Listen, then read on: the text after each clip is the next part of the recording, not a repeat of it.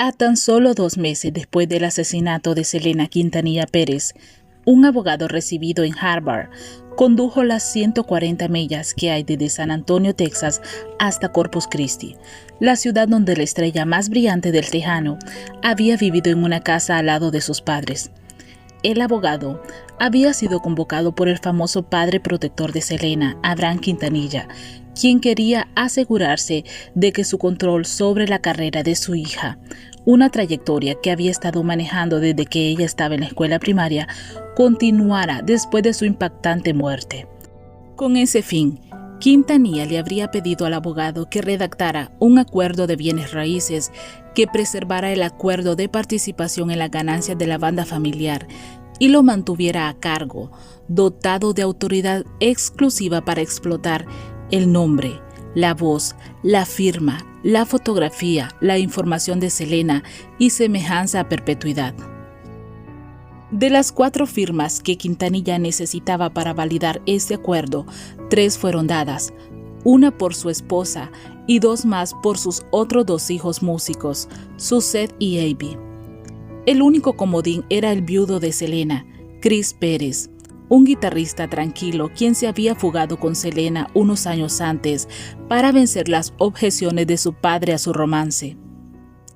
Debido a que 𝙤𝙤 no había dejado testamento, Pérez podría heredar todo lo que era suyo, incluidos los ingresos de una gran cantidad de propiedades de entretenimiento, como los éxitos número 1, Amor Prohibido y Bidi Bidi Bom Bom, que estaban siendo más escuchados con la muerte de 𝙤𝙤. Pero a diferencia de Quintanilla, quien tuvo la anticipación incluso en su dolor de contratar a un abogado y comenzar a planificar la carrera póstuma de 𝙤𝙤, Pérez dice que apenas era funcional. No pudo comer ni dormir en mucho tiempo. Dormir en aquella cama king que habían compartido era una tortura. Entumeció el dolor con drogas y bebidas. Y en un esfuerzo por honrar la memoria de 𝙤𝙤 y distribuir su propiedad de entretenimiento de una manera amistosa y justa, Chris firmó ese acuerdo. Quintanilla le ofreció una participación del 25% de las ganancias netas, el mismo porcentaje que había recibido 𝙤𝙤 en vida, a cambio de reconocer la propiedad de su música, imagen y derecho de vida. 27 años después de ese acuerdo de 1995, que alguna vez fue confidencial, se ha convertido en la prueba A de un drama familiar sobre el derecho a llevar a la pantalla la historia de la cantante méxico-estadounidense ganadora de un Grammy. Cuando Netflix estrenó 𝙤𝙤 la serie el 4 de diciembre, fue porque la familia Quintanilla bendijo y produjo el programa. Es una historia súper increíble de resiliencia, de nunca rendirse, de ser fiel a uno mismo, de amar a tu familia y trabajar con tu familia, dice Jaime Dávila, presidente de Campanario Entertainment, productora de la serie. Pero 𝙤𝙤 la serie también pudo ser posible en parte porque Quintanilla silenció a Pérez. 2 años antes de que Netflix diera luz verde a la serie, Pérez anunció un acuerdo propio con Endemol Shine Norteamérica y Blue Mariachi Production para crear un programa basado en sus memorias de su libro lanzado en 2012, Para 𝙤𝙤 con Amor. Chris tiene un tesoro, un cofre del tesoro de una historia. Es un lado de 𝙤𝙤 que nadie más que él puede contar, dice Raymond García, fundador de Major TV y quien publicó el libro de Pérez en Celebra. 2 semanas después del anuncio de Pérez en 2016, Abraham Quintanilla había desempolvado ese acuerdo patrimonial y lo había demandado en el condado de Nueces, Texas, por explotación no autorizada de la imagen de 𝙤𝙤. A través de un abogado, Quintanilla se negó a comentar para esta historia, pero en los documentos judiciales insistió en que la demanda era necesaria para proteger el valor y la integridad del patrimonio y evitar que Pérez diluya y disminuya severamente el legado de 𝙤𝙤. Aunque nunca fue noticia, también alegó que durante el periodo de 25 años de su acuerdo, le había pagado a Pérez al menos $3 millones en ganancias netas, dinero que Pérez aceptaba y retenía regularmente. Con la demanda pendiendo sobre su cabeza, Pérez vio expirar su contrato de televisión. Luego, en una contrademanda que no se informó anteriormente, alegó que el patriarca de 83 años lo había engañado para que firmara el acuerdo en lo más profundo de su desesperación, un momento en que Pérez era más vulnerable y susceptible al engaño de Abraham. Pérez sostiene que, por lo tanto, el acuerdo es nulo y que debería ser libre de hacer una crónica de su matrimonio con Selena como quiera. Pero si el acuerdo se considera válido, Pérez ha exigido una auditoría de las finanzas de Quintanilla para asegurarse de que no haya sido estafado de su 25%. Con el estreno de Netflix, ambas partes continuaban litigando agresivamente sus respectivos reclamos, juicio que se llevó a cabo en febrero de 2021. Solo quiero manejar esto de la mejor manera que pueda, dice Pérez, ahora de 53 años, divorciado y padre de 2 hijos. Las batallas por la vida de un artista en la muerte son un elemento fijo del negocio de la música. Las controversias, a menudo exacerbadas por la codicia, el dolor y la propia resistencia del difunto a prepararse para el final. Administrar estratégicamente un patrimonio después de que se hayan resuelto los derechos es otro desafío, que requiere un plan a largo plazo para capturar la magia única de ese artista y encontrar vehículos auténticos y creíbles para preservar y expandir lo que cautivó a los fanáticos desde el principio. La mayoría de las personas que se acercan a este negocio no lo entienden. Solo están buscando formas de generar efectivo.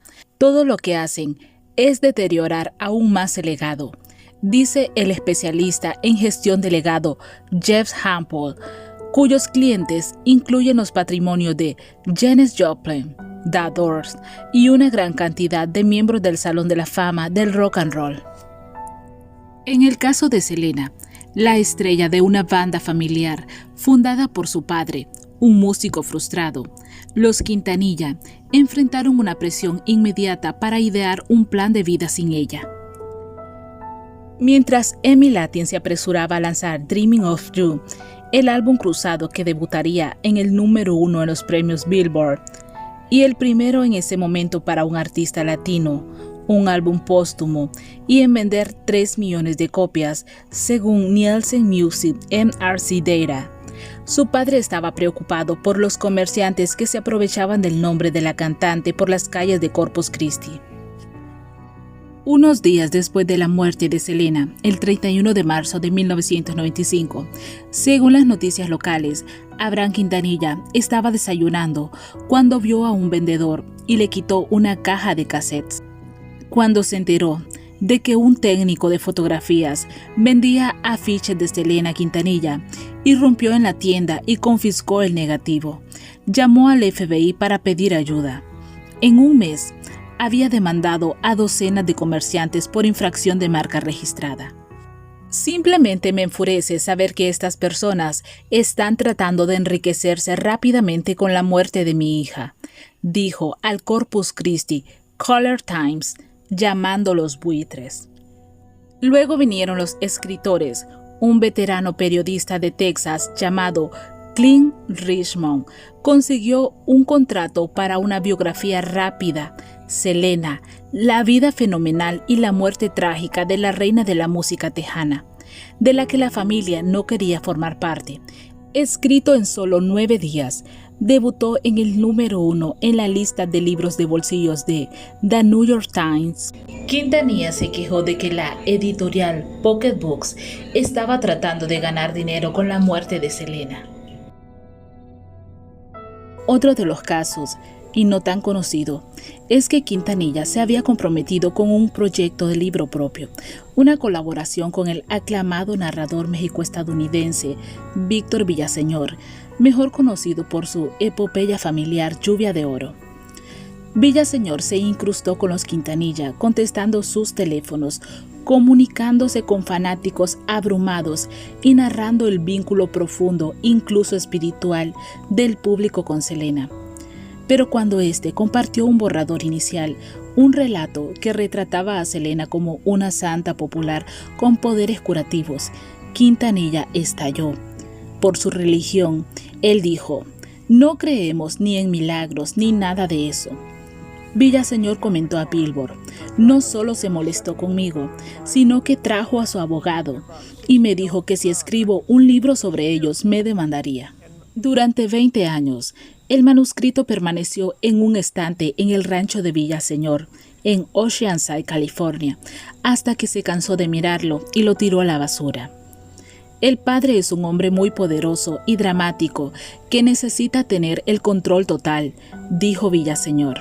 Y la biografía más definitiva, Selena como la flor, provino de un escritor de Texas Monthly, 𝙘𝙤𝙢𝙢𝙦𝙀𝙀 Patosky, quien había entrevistado previamente a Selena e inicialmente aseguró la cooperación de Quintanilla. Pero nuevamente la insistencia de Quintanilla en imponer reglas básicas provocó una pelea. Y cuando se publicó el libro, un año después de su muerte, Quintanilla lo denunció públicamente. Incluso irrumpió en un estudio de radio de Corpus Christi, donde Patosky estaba siendo entrevistado, agarrando el micrófono y llamándolo gusano. Así lo recuerda Patosky. Evitar que otras personas cuenten sus historias no promueve el legado, dice Patosky, quien también ha escrito libros sobre Willie Nelson y Steve Ray. ¿Quieres elevar la estrella de Selena? ¿Por qué restringirla a una sola versión o perspectiva? Eso no es gestión de un legado, es posesividad, agrega. Con su cabello hasta los hombros, raíces de heavy metal, Chris Pérez nunca se pareció al tipo de pretendientes que Abraham Quintanilla consideraba digno del afecto de su hija. Selena pudo haber sido una artista vivaz que rompió barreras con su bustier de lentejuelas, inspirando a una generación de jóvenes latinas a abrazar sus raíces mientras aspiraban a las estrellas, pero seguía siendo la princesa de su padre, sana y confiada, con una imagen libre de escándalos. Sabiendo que nunca lo aprobaría, la joven pareja caminó de puntillas, compartiendo miradas astutas y roces furtivos. Cuando Quintanilla finalmente se dio cuenta, echó a Pérez de la banda llamándolo un cáncer en la familia. Y cuando Selena protestó, como lo ha escrito Pérez, su padre respondió: "Claro que te quiere, eres hermosa y eres rica", dando a entender que Chris la quería por interés. Selena pensó que la única forma de ganarse la aprobación a regañadientes de su padre era casándose. En 1992, 2 semanas antes de cumplir 20 años, ella y Pérez se escabulleron al juzgado del condado de Nueces, el mismo lugar donde los 2 hombres de su vida permanecieron envueltos en juicio en duelo y se casaron ante un juez de paz. Después de la muerte de Selena, Abraham Quintanilla se afirmó como el único guardián de sus bienes. Todo el mundo enfrenta una tragedia como esta de diferentes maneras, dijo Associated Press en 1995. Me involucro en el negocio para distraerme. Presentó solicitudes de registro de marca. Obtuvo la licencia de una muñeca Selena, vestida con su característico traje morado de campana, y fue productor ejecutivo de Selena, la película biográfica de 1997, que consolidó el poder estelar de Jennifer López. A lo largo de los años, también demandó o amenazó con demandar a una larga lista de presuntos infractores, desde la morgue que se encargó del funeral de Selena, hasta una empresa de ambientadores, un diseñador de patinetas y una gran cantidad de artesanos de Etsy por el uso no autorizado del nombre de Selena e imagen. Algunos fanáticos de Selena se han quejado de esas tácticas como de mano dura, pero mantener el valor de una marca requiere vigilancia, como explicaron sus abogados en una demanda de 2020 contra una cervecería artesanal de Houston que había patrocinado una noche de cine y una feria de arte de Selena. Quintanilla ha invertido mucho tiempo, energías, finanzas y esfuerzo empresarial en desarrollar y fomentar la reputación y el legado de Selena. Agregaron que Quintanilla mantiene un control estricto sobre estos valiosos activos comerciales, rechazando ofertas para endosar productos, a menos que sean de calidad aceptable y la compensación sea proporcional a la explotación y valor de los mismos. Incluso la Fundación Selena, una organización sin fines de lucro de Quintanilla, que financió la inauguración del Museo 𝙘𝙤. En 2015 se asoció con la Oficina de Visitantes y Convenciones de Corpus Christi en un festival anual de 𝙘𝙤, la Fiesta de la Flor, que ha generado millones de dólares para la economía local. Para asegurar la bendición de Quintanilla, la oficina acordó dividir las ganancias del evento, pero después de 4 años, Quintanilla no estaba contento de haber recibido no más de $100,000, por lo que en 2019 la oficina le garantizó $50,000 al año en el futuro. Todos se están beneficiando, excepto la Fundación 𝙘𝙤, dijo la directora ejecutiva de la oficina, 𝙘𝙤𝙙𝙢𝙢, a un comité de auditoría de la ciudad, según informes de noticias locales. Agregó que Quintanilla le había dicho: si no conseguimos algo para la Fundación 𝙘𝙤, no habrá otra fiesta de la flor. Poco después de hacer esas declaraciones, la directora ejecutiva renunció. Luego, con el evento de 2020 en el horizonte, la Fundación 𝙘𝙤 se desligó de la fiesta de la flor. En cambio, la familia anunció un concierto tributo a 𝙘𝙤, encabezado por Pitbull y Becky G, que se llevaría a cabo en el Alamodome de San Antonio, aunque la pandemia pronto obligó a cancelarlo. Mientras Quintanilla se dedicaba al negocio familiar, Pérez se hundió en una oscuridad. Dice: era como un caballo con anteojeras. ¿Sabes a lo que me refiero? Tenía miedo de lo que iba a ver la realidad. Sabía que iba a ser demasiado doloroso, así que mantuve esas anteojeras puestas. Chris, un guitarrista versátil, quien todavía conserva la Jackson blanca, guitarra donde dibujó el rostro de 𝙘𝙤 cuando la cantante aún vivía. Pérez curó sus heridas con música. Su grabación de 1999, Resurrection, ganó un Grammy al mejor álbum de rock latino alternativo. Dejó Corpus Christi, regresando a su ciudad natal, San Antonio, donde vivió con su segunda esposa hasta su divorcio en 2008, pero durante años evitó ser el centro de atención, negándose a entrometerse en los esfuerzos de Quintanilla o que la gente lo reconociera solo por ser el esposo de 𝙘𝙤. Pensó que estaba siendo desinteresado, barriendo todo debajo de la alfombra, dice García, su editor. Después de que García alentó a Pérez a abrirse y contar su historia de amor, el efecto fue catártico.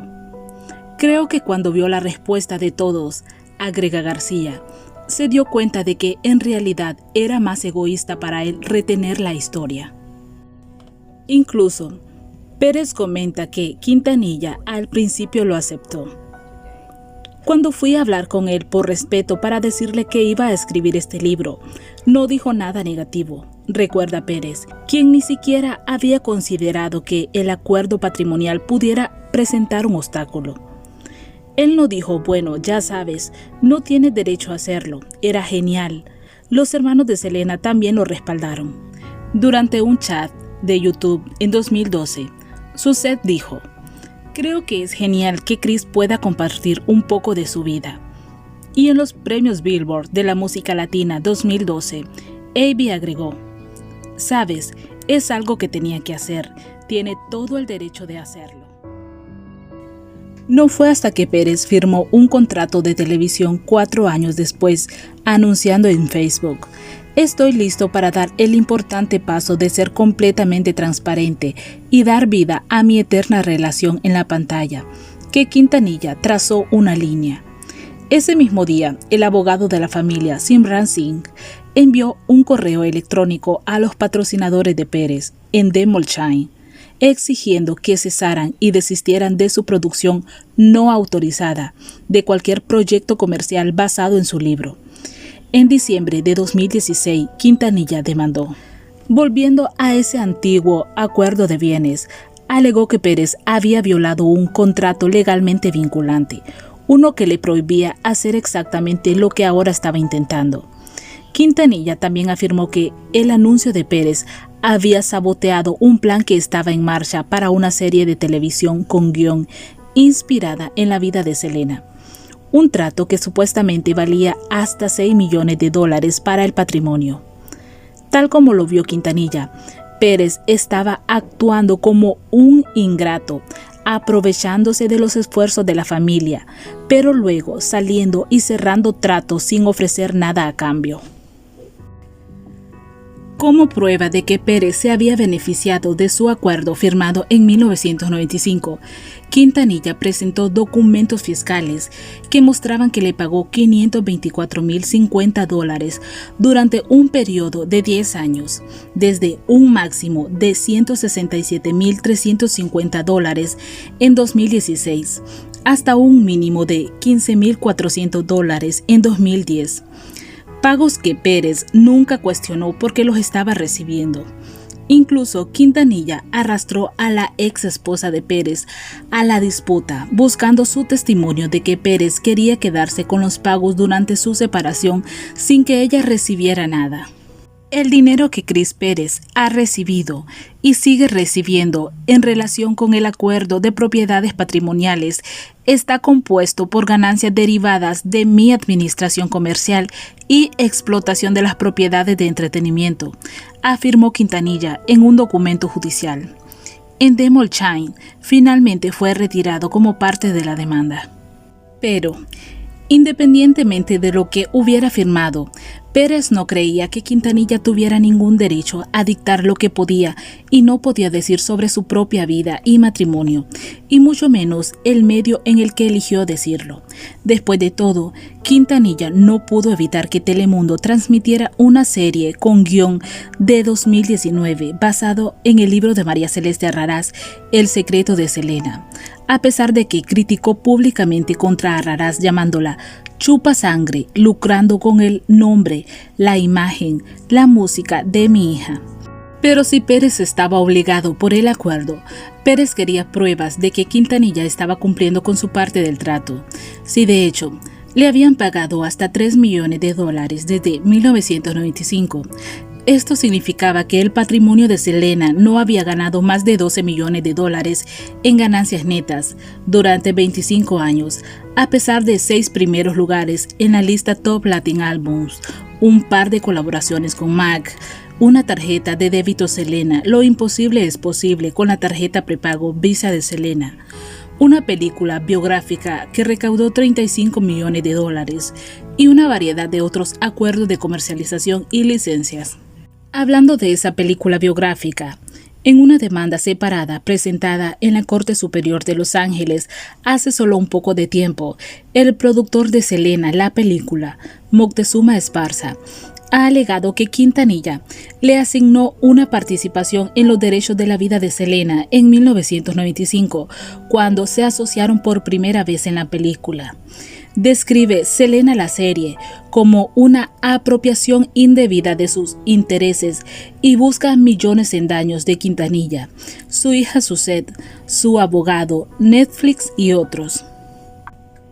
Neto es un término notoriamente elástico, por supuesto, y el acuerdo de sucesión lo define para permitir que Quintanilla deduzca cualquier cosa, desde viajes, publicidad, hasta salario de empleados y una ganancia razonable para la producción, además de cualquier otra cosa, normalmente deducida de los ingresos brutos. Para aclararlo todo, Pérez contrató a un examinador de fraude certificado y exigió que Quintanilla entregue sus libros, estado de cuenta bancarios y cualquier otro material que refleje las finanzas del patrimonio. Una caja de Pandora de documentos confidenciales que los abogados de Quintanilla han luchado por mantener cerrada. Pérez incluso ha solicitado copias del contrato de la familia con Netflix y sus comunicaciones con Campanario Entertainment. Me gusta pensar en mí mismo como bastante tranquilo, pero lo único que no soporto es cuando siento que estoy siendo intimidado, dice Pérez. La triste verdad es que el dinero, el acceso a él, su supervisión, es lo que también preparó el escenario para la muerte de Selena. Mientras ella estaba viva, su padre manejó su carrera con mano dura, pagándole un interés de las ganancias netas según los registros judiciales, igual al de sus hermanos 𝙘𝙤𝙢𝙢𝙢 y 𝙘𝙤𝙢. La reina del Tejano era una empleada de su padre. En un intento de independencia, Selena invirtió en un par de boutiques, una en Corpus Christi y otra en San Antonio, mostrando su sentido de la moda y su creatividad. Esa era su verdadera pasión.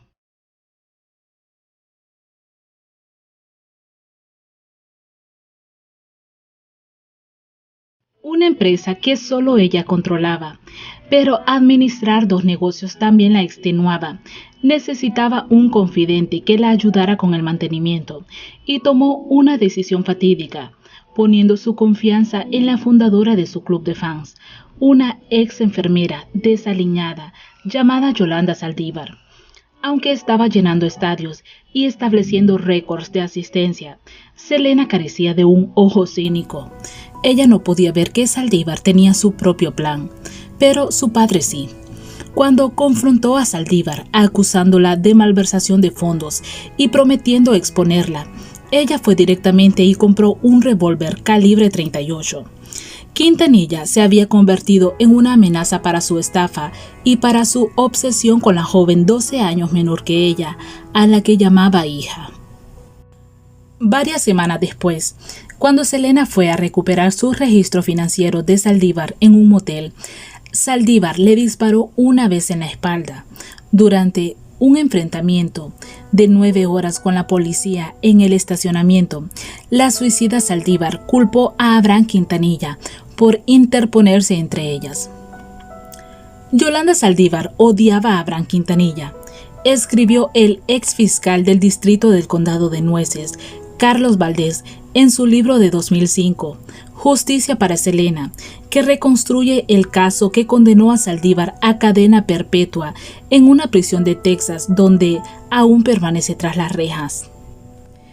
En el juicio, el abogado defensor de Saldívar trató de satanizar a Quintanilla, diciéndole al jurado que él era un padre muy controlador, que vivió su vida a través de Selena y terminó cosechando tremendas recompensas financieras. Su abogado incluso buscó sin éxito obtener los registros comerciales de Quintanilla. ¿Qué tiene eso que ver con que ella haya matado a mi hija?, dijo Quintanilla, quejándose. Y sí, no tuvo nada que ver con el crimen, pero habló del dominio de Quintanilla sobre las finanzas de Selena y ahora de la búsqueda de Pérez para investigar sus métodos contables. El año antes de su muerte, la revista Negocios Hispanos informó que Selena tenía 5 millones en ingresos brutos anuales en 1993 y 1994, lo que la colocó en el puesto número 18 en la lista de los artistas latinos más ricos. Pero cuando Quintanilla tuvo que hacer un inventario de las riquezas de su hija para un tribunal de sucesiones de Texas, Selena y Pérez tenían solo $326,000 en bienes conjuntos. 2 años más tarde, el Servicio de Impuestos Internos en Estados Unidos demandó a Quintanilla por subestimar de manera fraudulenta las ganancias de Selena en más de $1 millón e inflar sus gastos mientras estaba viva. Para resolver el caso, pagaron $590,866 en impuestos atrasados y multas. Si muriera ahora mismo, este negocio se iría al suelo, dijo Quintanilla a una revista en 1995. Mi familia y Chris no entienden el negocio de la música como yo, agregó. En el estreno de Selena la película en 1997, Chris Pérez apenas podía levantar la mirada y ver hacia la pantalla. Estaba sentado en el asiento, apretaba los puños y apretaba los dientes y miraba hacia abajo. Recuerdo tratar de ponerme mentalmente en un lugar diferente, dijo. Le tomó 20 años para finalmente abrir los ojos. En 2017, justo cuando comenzaba el litigio, anunció en las redes sociales que finalmente estaba listo para ver la película por primera vez. Pude verlo desde la perspectiva de lo increíble que era haber podido compartir tiempo con una persona tan maravillosa como Selena, dijo Pérez. Ahora Chris se ha entusiasmado con la idea de ser el representante de Selena, compartiendo su amor eterno por ella en homenajes y festivales de fans, incluso inscribiéndose para encabezar un crucero del 25 aniversario con temática de Selena, planeado para principios del 2021. pero no sucedió. Ya sea por la vigilancia de la familia Quintanilla o a pesar de ella, su legado solo se ha magnificado con el tiempo. Desde concursos similares hasta concursos universitarios, un sello postal de Estados Unidos y una estrella en el Paseo de la Fama de Hollywood, Selena es más un ícono a seguir, una creadora de estilo, un faro cultural, una protagonista efervescente en un género dominado por hombres cuyos zapatos nunca se han llenado del todo. Nunca se puede decir lo suficiente sobre Selena, dice el productor de Selena la serie, Jaime Dávila. Sin embargo, cuando mencionan el nombre de Pérez, Dávila se sorprende. Este es el punto de vista de la familia, la historia de la familia, dice sobre la producción de Netflix. La primera parte de la serie de 9 episodios explora los años de la mayoría de edad de Selena, mientras los Quintanilla luchan por abrirse paso en el agitado circuito del sur de Texas. También presenta el catálogo de éxitos de Selena. Espero que la gente conozca a esta increíble familia, dice Dávila. Al final del día, los Quintanilla son íconos y héroes para nuestra comunidad. Lo que pudieron construir es increíble, agrega. Mientras tanto, Pérez dice, siento que siempre estoy tomando el camino correcto.